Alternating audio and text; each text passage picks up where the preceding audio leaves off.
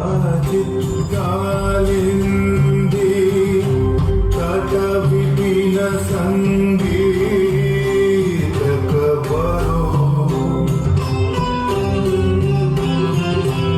मुदाभिरी नारी वदनकमला स्वादमधुमः।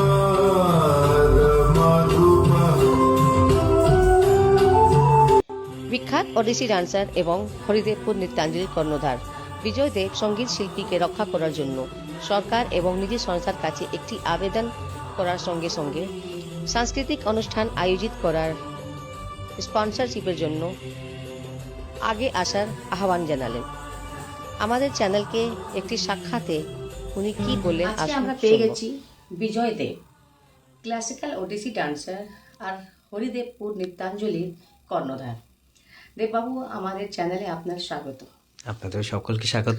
সব থেকে প্রথমেই নতুন বছরের শুভেচ্ছা। আপনাদের চ্যানেলের প্রত্যেককে শুভ ইংরাজি নববর্ষের শুভেচ্ছা। সকলেই ভালো থাকুন, সুস্থ থাকুন।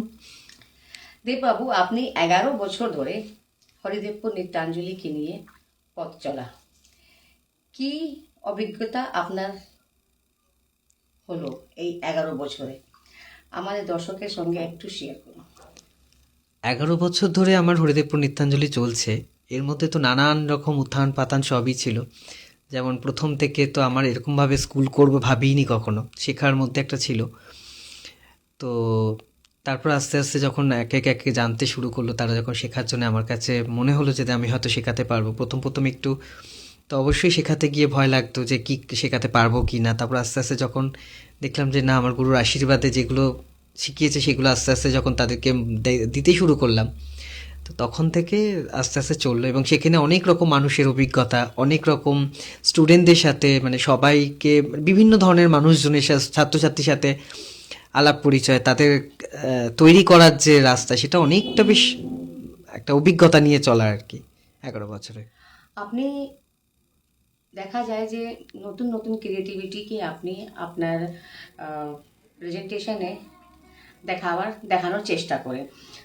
যেরকম আপনার লাস্ট প্রেজেন্টেশন অ্যাসিড অ্যাটাক সার্ভাইভারদেরকে নিয়ে ছিল। আগামী প্রেজেন্টেশন কার উপর ফোকাস করছেন, এটাও আমাদের দর্শককে একটু জানাবেন। আসলে যেটা আমার ছোটবেলা থেকে একটা খুব ইচ্ছা, যে নাচের মধ্যে দিয়ে যদি মানুষের পাশে থাকা যায় বা মানুষকে আনন্দ দেওয়া যায়, সে থেকে আর বড় কিছু হতে পারে না। এবার ব্যাপারটা হয়েছে যে আমরা তো এমনি সুস্থ মানুষদের নিয়ে সবাই আমরা নাচতে পারি বা নাচ করি, সেটা স্বাভাবিক ব্যাপার। কিন্তু সেই জায়গা থেকে আমি চিন্তা ভাবনা হয় যে সমাজের কিছু মানুষদের নিয়ে যারা একদম পিছিয়ে পড়া, তাদেরকে যদি আমরা সামনে মঞ্চস্থ করতে পারি, তাতে কি হয়, আমার মেসেজটা আমি দিতে পারি যে তোমরাও যা আমরাও তা। এইটা হচ্ছে আমার সবচেয়ে বেশি বড় লক্ষ্য। এবার অ্যাসিড অ্যাটাকদের নিয়ে কাজ করেছি, সেখানে ভীষণভাবে আমি সাড়া পেয়েছি এবং আরও এনার্জি পেয়েছি যে আরও নতুন কিছু করার একটা। তো ইচ্ছা আছে এবছর নতুন কিছু বলতে স্পেশাল চাইল্ডদের নিয়ে কিছু করার জন্য ভাবছি আর কি। এখন দেখা যাক, কারণ তাদের পেছনে তাদের মায়েদেরও একটা বিশাল বড় ভূমিকা থাকে, সেটা হয়তো আমরা জানি না, কিন্তু সেগুলোকেও আমি ইচ্ছা আছে যে প্রেজেন্ট করা, যে মা সমেত এবং বাচ্চাদের যে ভূমিকা, সেটা আমি নাচের মধ্যে দিয়ে যদি দিতে পারি, সেটা একটু চেষ্টা করছি আর কি। আপনার কি মনে হচ্ছে যে এই ইন্ডাস্ট্রিটা পিছিয়ে পড়ার জন্য কে দায়ী?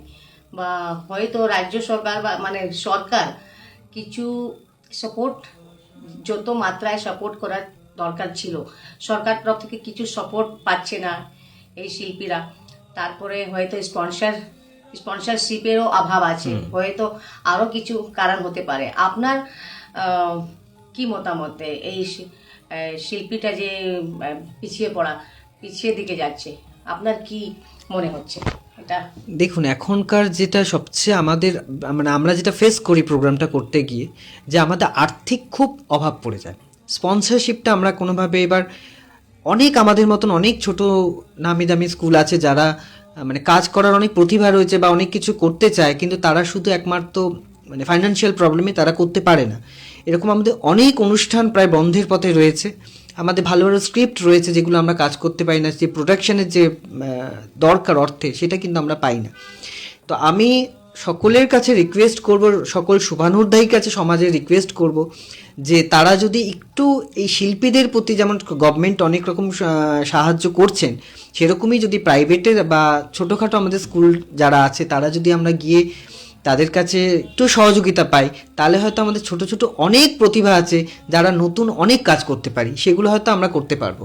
একটু সকলকে যদি সহযোগিতা করে তাহলে অনেক স্কুল বা অনেক অনুষ্ঠান আমরা পেতে পারি, এবং নতুন প্রজন্মের যারা শিল্পীরা আছে তারাও একটু মানে এনার্জি পায় যে আমরা কিছু ভাবতে পারি। কিন্তু ভাবতে মানে ভেবে যে করবো সেই সুযোগটা তো আমরা পাচ্ছি না, শুধু অর্থের অভাবে। কতক্ষণ আমরা নিজেদের পয়সা নিজেদের দিয়ে করব, সেটা তো সম্ভব নয়। সেটার জন্যই বলছি যে প্রত্যেক শুভানুধ্যায়ী, প্রত্যেক সমাজের যারা সুস্থ মানুষ আছেন, মানসিকতা যারা মানে ক্লাসিক্যাল শিল্পীটাকে বা যে কোনো সংস্কৃতিটাকে যদি বাঁচিয়ে রাখতে হয়, তাহলে প্রত্যেকের একটা দায়বদ্ধতা থাকে। সেরকমই বলবো, আপনারা সকলে এগিয়ে আসুন, এগিয়ে এসে এইসব মানে একটু স্পন্সর যদি পাই তাহলে আমরা ভালো কাজ করতে পারি। আর একজন শিল্পী হিসাবে নতুন প্রজন্মদের জন্য আপনার কি বার্তা থাকবে? নতুন প্রজন্মের প্রতি আমার একটাই বার্তা থাকবে যে তোমরা নিষ্ঠাভাবে ধৈর্য ধরে, হ্যাঁ, নাচ গানটা ক্লাসিক্যালটাকে বিশেষ করে শেখো। কারণ এটা একটা, আমরা যেমন প্রত্যেকে পুজো করি, যেই সাধনা দিয়ে পুজোটা করি, নাচ গানটাকে না সে ওই সাধনা জায়গায় যদি আমরা নিতে পারি তাহলে তার ফল অবশ্যই পাবো। আমাদের ধৈর্য ধরতে হবে এবং আমাদের যে জোর, সেই জোরটা আমাদেরকে দিতে হবে যে আমরা পারবো, বা আমরা ক্লাসিক্যালটার প্রতি গেলে আমরা সমস্ত কাজ আমরা করতে পারবো। প্রত্যেককে বলবো যে পড়াশোনা তো জীবনের কেরিয়ার সব চলবে। অনেক গুণী মানুষ আছেন যারা কাজ করেও তারা কিন্তু নাচ গানটা করে যায়, আমরা সেগুলো হয়তো ভুলে যাই। কিন্তু আমাদেরকে দরকার যে নিষ্ঠাভাবে নিজের শিক্ষাটাকে বজায় করে চলে যাওয়া, তাহলে আমাদের ক্লাসিক্যালটায় অনেকটা উন্নতি পথে হবে। সবাইকে বলবো আসো ধৈর্য ধরে